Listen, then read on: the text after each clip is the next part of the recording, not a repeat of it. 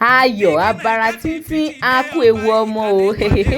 bẹ́ẹ̀ ni ọ̀kan lára àwọn ìyàwó Ọọ̀ni àdìmúlà Ilé-Ifẹ̀ mà bíbejì báyìí ó tọpẹ́ o ó jọpẹ́ lọ lónìí ọjọ́ sátidé ọjọ́ kẹrìndínlógún oṣù kẹta ọdún 2024 ní ọ̀nìrìṣà ọba adéyẹyè ògúnwùsì kéde lórí ẹ̀rọ ayélujára wípé ọ̀kan lára àwọn olórí láàfin ìyẹn olórí tóbilọ́ba ògúnwùsì pé wọ́n mà bí ọmọ oyè méjì gbàǹgbà wọ́n ní ọkùnrin kan àti obìnrin kan lolódùmarè fi jíǹkì orí adé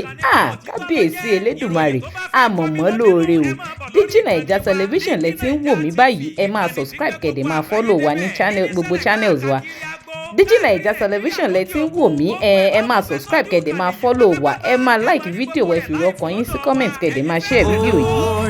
gẹ́gẹ́ bí ọ̀rọ̀ tí ọba adéyẹyè ògúnwùsì fi síta wọ́n dúpẹ́ lọ́wọ́ ọlọ́run fún ire ńlá ire kàbìtì ire mọ́ni gbàgbé tó wọlé tọ ilẹ̀ Odùduwà wọ́n kí olórí tóbilọ́ba kú oríire ọmọ tuntun wọ́n sì ṣàlàyé wípé ọmọ ọbakùnrin kan àti ọmọ ọbabìnrin kan ni olórí bí fún àwọn olúwa ṣeun wọ́n sì jẹ́ ká mọ̀ pé àlàáfíà ni àwọn ọmọ méjèèjì wà àti ìyá wọn.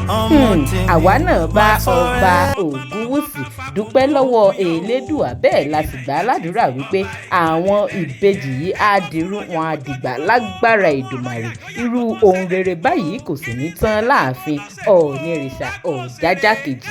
Digi Naija television rèé ẹ má gbàgbé ẹ subscribe kẹ́ follow wa ẹ like fídíò wa ẹ fi ọkàn yín sí comment kẹ̀dẹ̀ máa share fídíò yìí káàkiri ẹ ṣé púpọ̀ tẹ̀ ń darapọ̀ mọ́ wa.